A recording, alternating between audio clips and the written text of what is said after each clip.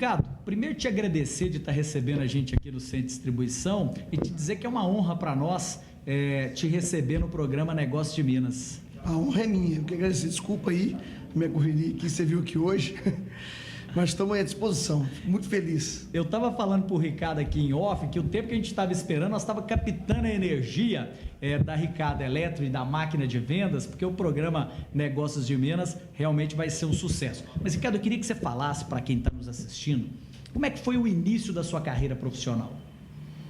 O início da minha carreira profissional, sim, eu vivi um choque em Divinópolis, porque a família minha, todo mundo sabe, perdi meu pai muito cedo. Sim. E minha mãe ficou com 4 filhos, 4 filhos que tem 4 irmãos. Eu acho que na necessidade de ver minha mãe lá meio apavorada, de achar que não dá para criar os meninos, eu saí para trabalhar muito cedo. Então, eu trabalhei na joalheria do meu pai, todo mundo sabe. Depois, Fermar e Joias, em Divinópolis. E ali a gente tinha um sítio, eu pegava as mexericas para vender lá na porta da faculdade, ali na Fadon, na porta da faculdade. Era muito mais a intenção de mostrar à minha mãe Sim. que a gente ia se dar e a gente ia ajudar ela a criar os irmãos e tudo. Eu acho que parece ser simples essas atitudes, mas a raiz de tudo veio dessas coisas. Então eu aprendi que é obrigado a ser jeitoso, que a gente é obrigado a ser simples, tem que ter humildade, de saber levantar, cair, levantar. Então eu aprendi a ter esses valores fundamentais que eu acho que fez com que a empresa devagarinho fosse pegando o seu caminho. Depois, minha mãe começou a vender porta em porta, fui com ela para São Paulo, buscar mercadoria. No setor de joias. No setor de joias, de bijuterias. Pegava 11 São Cristóvão, chegava 4 horas da manhã em São Paulo, na rodoviária de São Paulo. Ia para 25 de março, comprava tudo lá, às vezes tinha que dar 4, 5 viagens, guardar no maleiro da rodoviária. Convencer o motorista da São Cristóvão que tinha que levar aquelas mercadorias no maleiro. Que dava excesso de carga. Recordo que ele falava comigo assim, isso aqui não é transportadora não, isso aqui transporta gente, não é mercadoria não. Aí eu te convencei ela a transportar a mercadoria para mim. Chegava em Divinópolis também 4, 5 horas da manhã, no mesmo dia, que chegava terça de manhã, na terça à noite já voltava.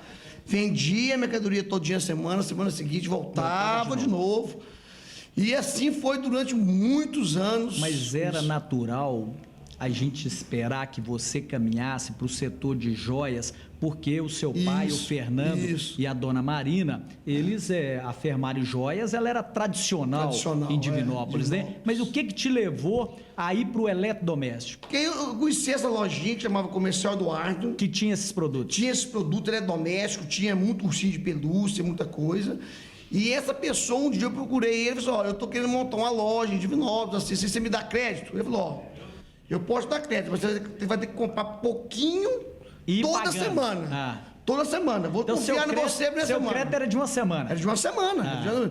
E quando eu gosto de contar essa história, é porque até hoje a gente pratica isso dentro da empresa. Que é comprar pouco toda semana. Pouco toda semana. Porque aí, na verdade, você compra o que está vendendo. Está vendendo, se não comprar, você para de comprar. Você não passa aperto de fluxo, nem nada.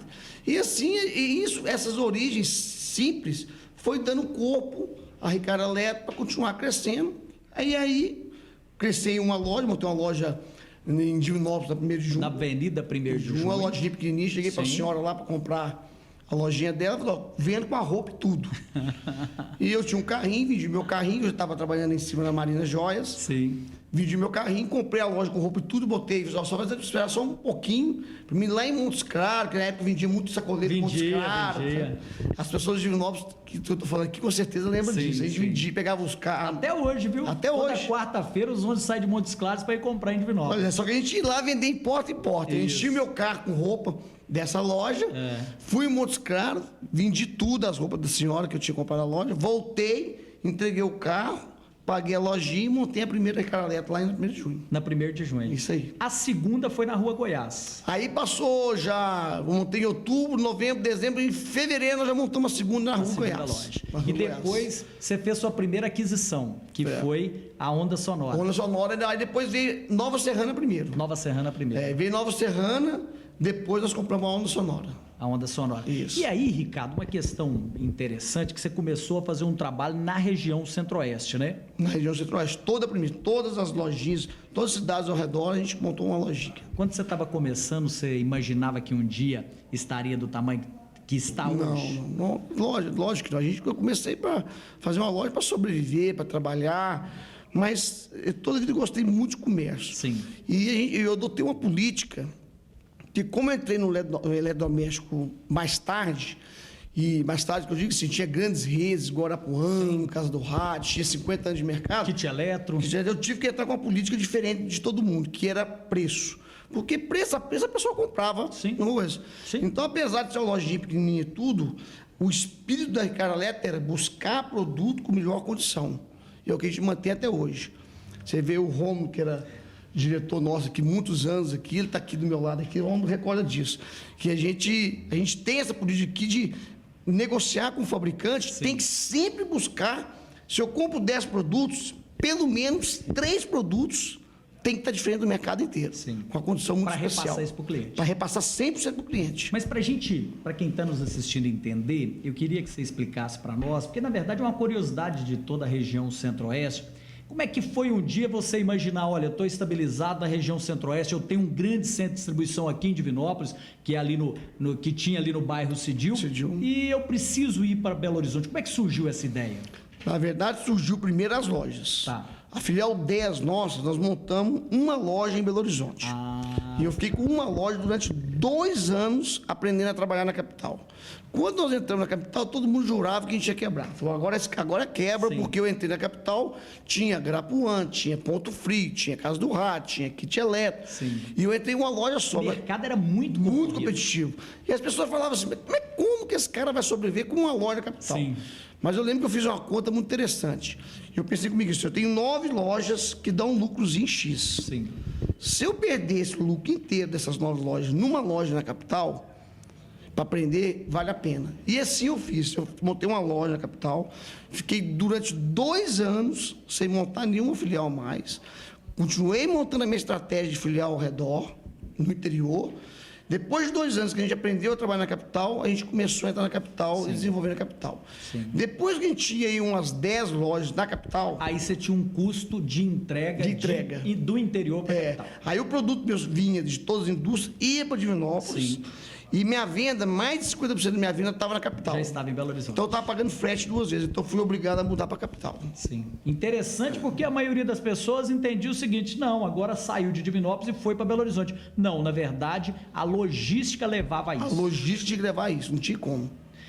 Ricardo, e diante desse histórico, eu acho que é importante a gente fazer esse histórico da Ricardo Eletro, e aí você começou, né? Teve a regional lá do Vale do Aço, que eu me lembro bem, inclusive de estar vendendo confecção no Vale do Aço, e me senti orgulhoso de ver a inauguração da Ricardo Eletro em Coronel Fabriciano, em Ipatinga, Governador Valadares. Você se fortaleceu em Minas primeiro. Minas. Como é que foi essa questão de pensar a nível de Brasil e cruzar a fronteira de Minas? Foi um outro passo muito importante e muito desafiador, foi quando a gente foi para o Espírito Santo. Né?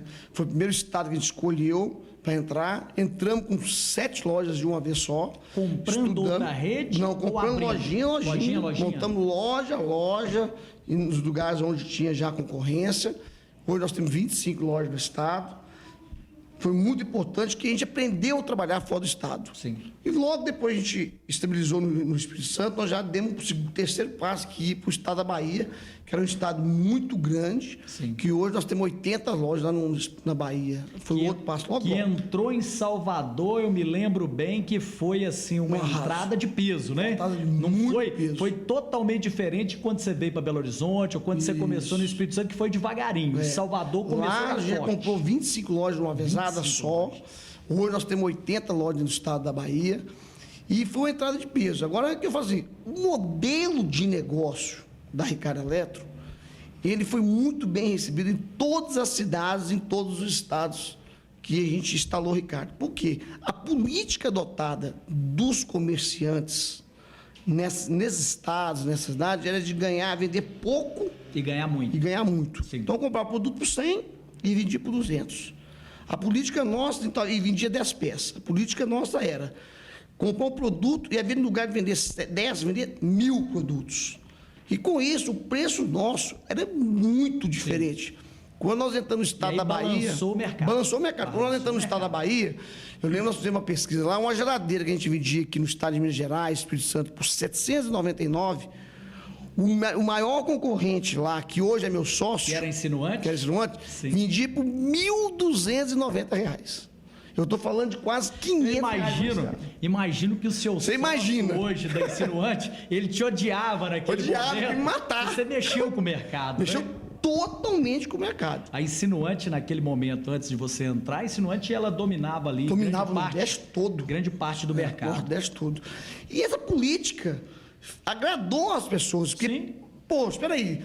Tem um cara aqui que tem 50 anos vendendo por esse preço. Chega um para vender 7,99, então agradou não só o consumidor, como agradou também a indústria, porque sim. Todo mundo tinha uma política de vender 10 produtos. E o volume de venda aumentou. O volume de venda aumentou. Então a indústria começou a apostar na gente, os bancos começaram a apostar na gente.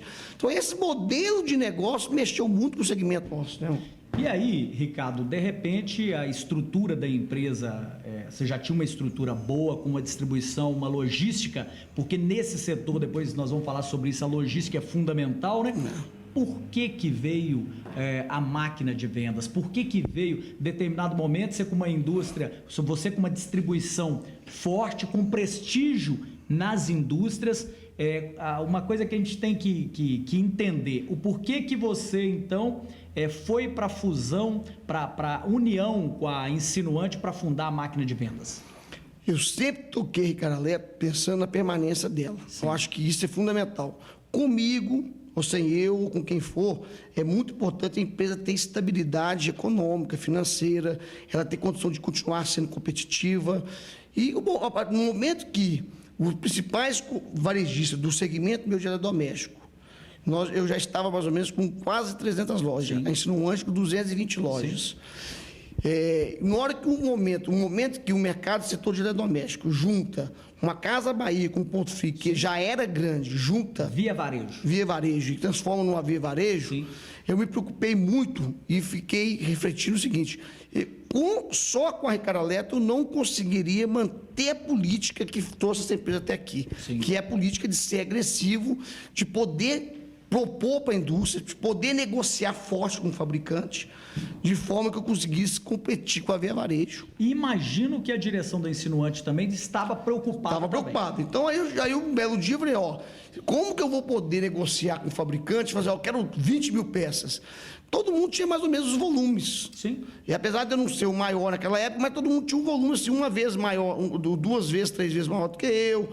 De uma hora para outra, juntou um grupo que ficou 10 vezes maior. Sim. Então, cheguei naquele momento e falei, se a gente não fizer um movimento de uma segunda rede no país, eu vou perder competitividade. Amanhã quem vai estar mandando aqui vai ser um concorrente meu. Eu falei, se vender para lá, não vou conseguir, não vou te fazer esse preço.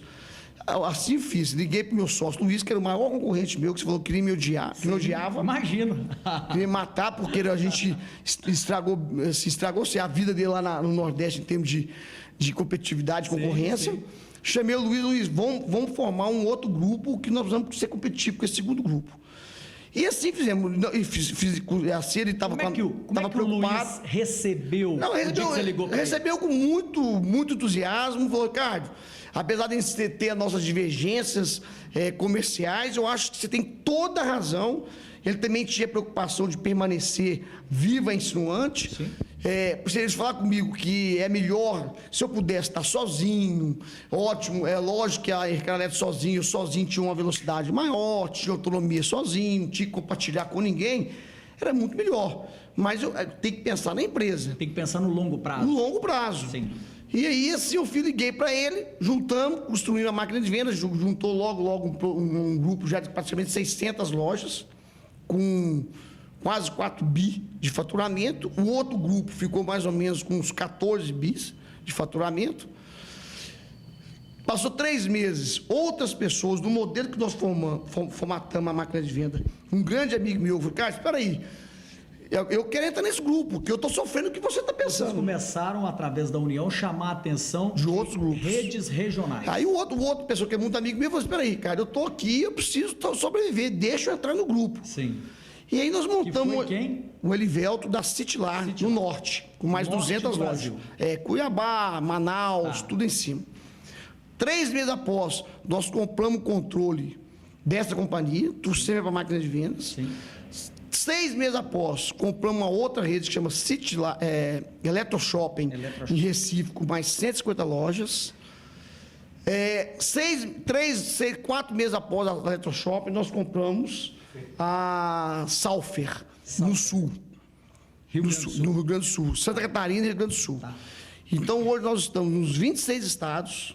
É a rede de maior penetração em todos os estados nacionais, mais do Distrito Federal. E com 1.100 lojas de distribuição. Então, mas quando você fala que comprou o controle, mas essas redes do norte, do sul, o sócio ainda continua na empresa? Para a gente poder ter essa velocidade e formar um grupo rápido, nós fizemos exatamente isso. Nós fomos lá, compramos 51% da companhia, e a pessoa que era dona a vida toda continua como dono, continua como presidente da companhia normal. Sim. E a gente tem uma gestão compartilhada com ele, a gente colocou um CFO, um controlador em cada companhia dessa, e a gente tem uma reunião por mês, onde encontra todos os presidentes, cada um tem que apresentar o seu resultado. Daquela região, consolidado numa empresa só chamada Máquina de Vendas, que é uma empresa só. Ricardo, muito interessante a forma de crescimento, né? Mas, na verdade, há um compartilhamento de know-how entre o grupo? Total. Tudo. Aí que nós fizemos, para todo mundo entender um pouco, porque toda a área comercial do grupo veio para Belo Horizonte. Sim. Tudo que compra para máquina de venda sai daqui de Belo Horizonte. Sim. Tudo. Toda a comercial sai daqui. E toda a área de controle fiscal, tributário, RH, jurídico, tudo fica centralizado na Bahia, nas empresas. Central da Insinuante. Na Central da Insinuante. Então lá fica todo o back-office, a parte administrativa, e aqui fica toda a área comercial. Toda a compra. Toda a compra fica aqui. Tudo então, sai daqui. Quer dizer que a televisão que está sendo vendida em Manaus, tudo ou a geladeira daqui, que está sendo vendida toda negociação em Porto sai daqui. Alegre, toda negociação daqui, toda em Belo Horizonte. E aí compra o volume. Aí eu consigo chegar na indústria e permanecer com a política da empresa. Chegar na indústria e falar, quero 100 mil peças, Sim. quero 50 mil peças. Sim. Aí a competitividade, ela hoje disputa de igual... Hoje é a segunda maior. A segunda maior. Então, hoje, do mês, se você chegar na indústria hoje e falar, esse mês eu não te dou pedido, a indústria vai ter problema. Não, Sim. vai ter problema. Sim. Porque o volume que a gente compra é de significativo. É significativo.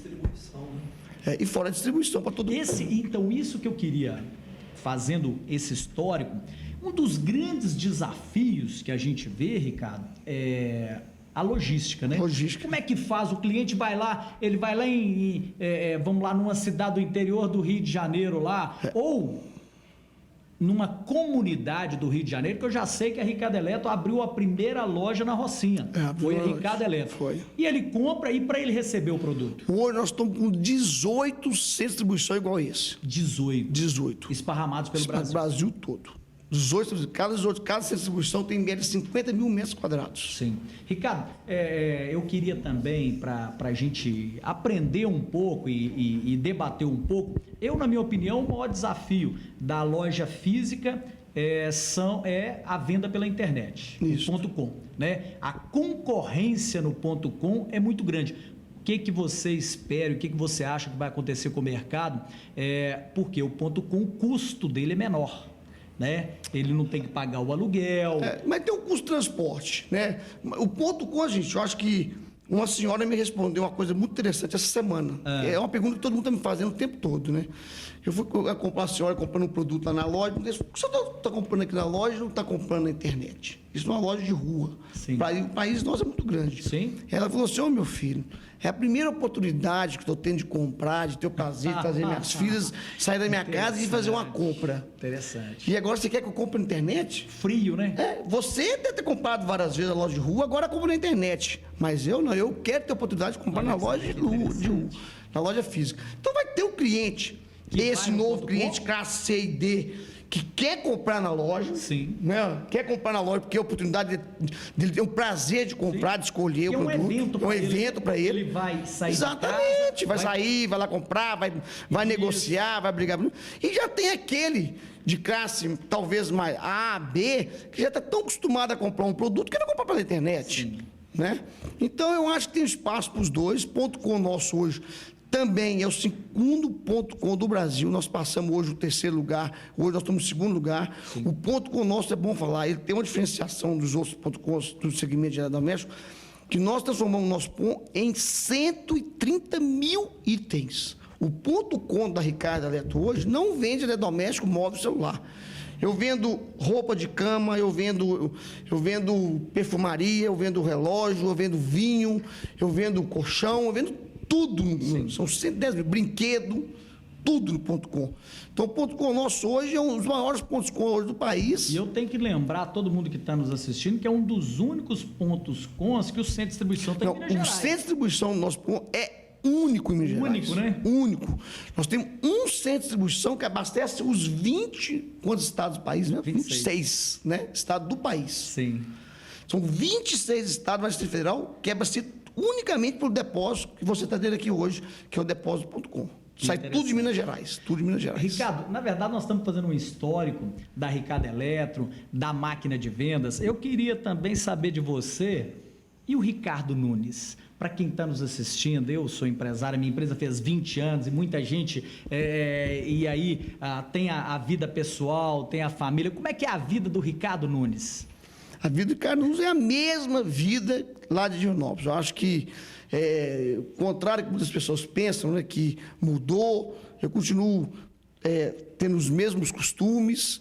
Vou na minha loja atender o cliente, carregar caixa de micro-ondas, geladeira e fogão. Sempre sábado você está nas lojas, todo sábado estou nas lojas do mesmo jeito. Continuo tendo as mesmas amizades. Talvez as amizades a gente tem realmente as mesmas, porque todo mundo sabe a minha luta, a dificuldade que eu tenho de trabalho, que é uma loucura. Sai daqui, chego todo dia 8 e sai todo dia meia-noite, 8, e é todo dia. Não é um dia ou outro dia, é todo dia. Quando não sai às 5 horas da manhã, vai viajar. Então, o cara é um cara... Continua tendo os mesmos costumes, come a mesma comida. A comida que eu gosto é a comidinha de Divinópolis, lá da Sobradinho da Sopa, que eu adoro, que eu fui lá outro dia. Certo? As mesmas amizades, não tem nada diferente, é a mesma coisa. Só com um pouquinho mais de problema.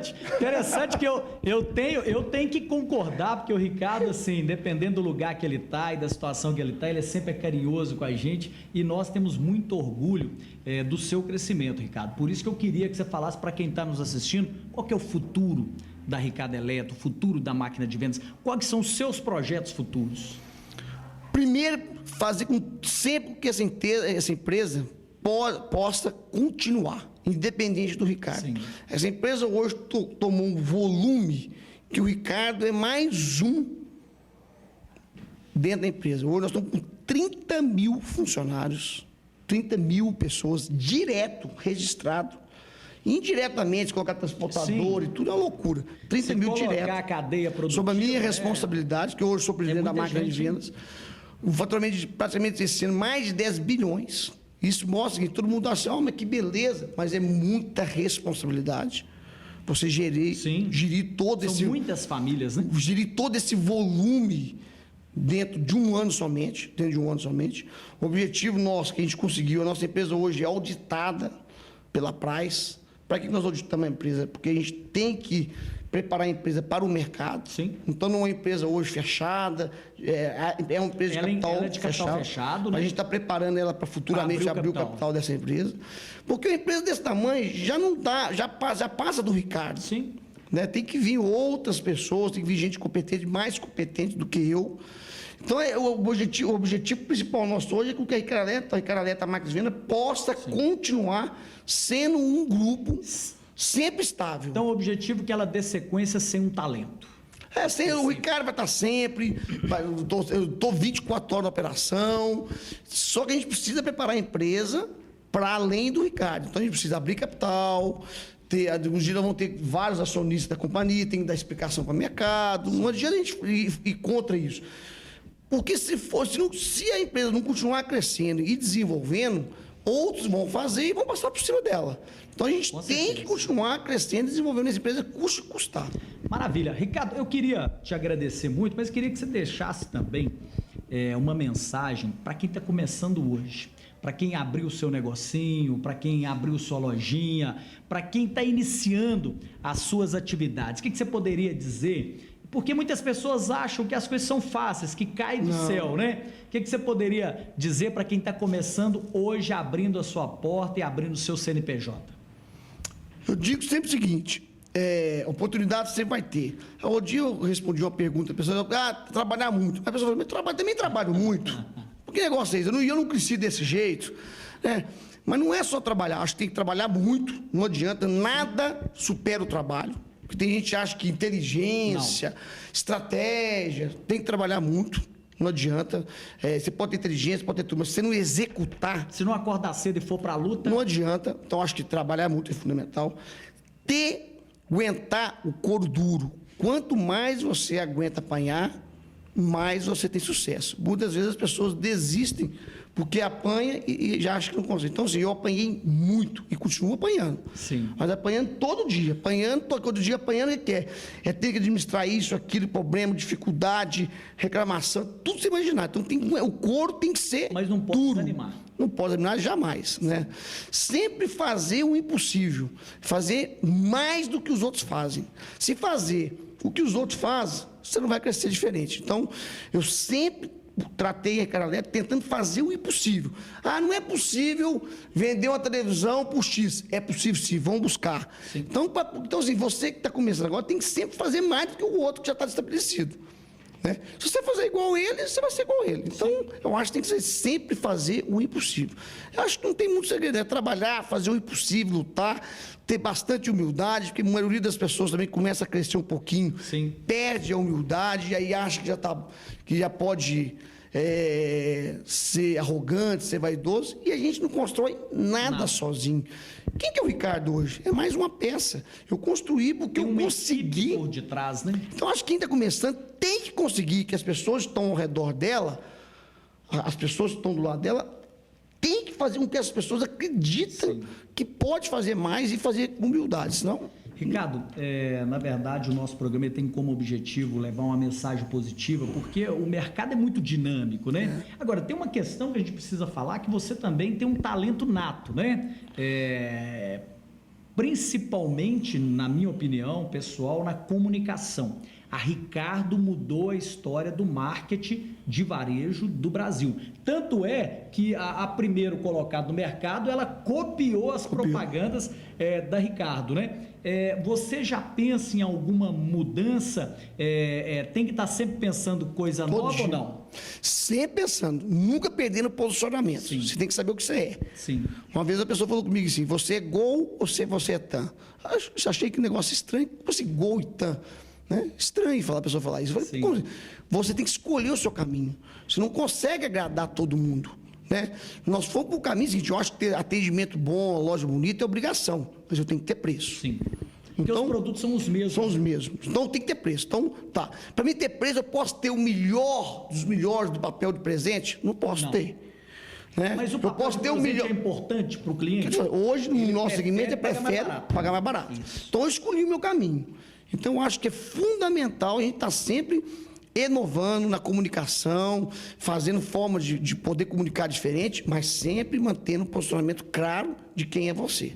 Ricardo Aleto, máquina de venda sempre vai ter e sempre vai buscar e sempre tentar ter sempre o melhor preço em eletrodomésticos e móveis e celulares. Eu queria agradecer, né, essa entrevista com você, Ricardo. Para nós, assim, é um momento muito feliz e a gente te deseja realmente que a empresa, a máquina de venda, se consolide cada vez mais, porque hoje, como você disse, não é o Ricardo, não é são só o Ricardo. 30 mil famílias. 30 mil famílias que dependem da máquina de vendas. Eu queria te falar o seguinte, olha, gerar um emprego no Brasil já é difícil. Gerar 30 mil merece todas as nossas honras e todo o desejo de sucesso. Muito obrigado, quero agradecer, falar que tudo isso nasceu em Divinópolis. Eu tenho um carinho imenso por Divinópolis. Talvez eu não possa estar lá todos os dias, mas sempre de sábado estou lá. Mandar um abraço para minha mãe querida. Sim. E quero agradecer aqui em público o meu diretor Rômulo, que mora no coração meu, que é a vida toda, esteve comigo aqui muitos e muitos anos. teve a necessidade de voltar para Divinópolis, porque estava, cara, quero voltar para minha terra, mas ele sabe que tem a porta aberta, que a hora que quiser voltar e tudo, tem um carinho todo especial pelo Romo. O Romo foi um dos que me ajudou a chegar aqui, que estava do meu lado, nos momentos difíceis, momentos fáceis. Ele que ajudou a introduzir imóveis na máquina de vendas todinha. Então, quero fazer um agradecimento para você, Romo, pelo carinho que ele sempre faz aqui, toda a população de Divinópolis, né? Ao prefeito, todo mundo lá. Lembrando, eu não podia deixar, o Rodrigo chegou ali, você sempre teve junto com você o seu irmão Rodrigo. O Rodrigo é meu braço direito. O Rodrigo, ele é o braço direito, esquerdo, perna.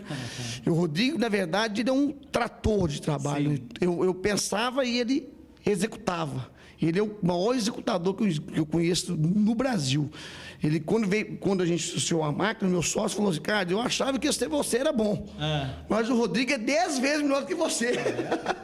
Tá vendo? Que maravilha. Gente, e eu queria encerrar o programa mandando um abraço para a dona Marina. A dona Marina, mãe do Ricardo, né? Do Adriano, do Fernando, do Rodrigo, que ela, junto com o senhor Fernando, que já é falecido, que deu o DNA comerciante para essa turma, né? É isso aí, agradecer a ela mesmo, que deu o sangue de varejo para nós.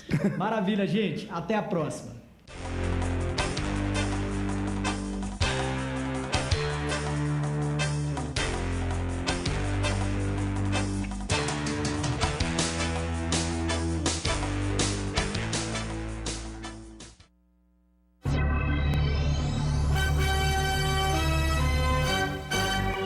TV Candidez. Aqui a cidade tem muito mais espaço.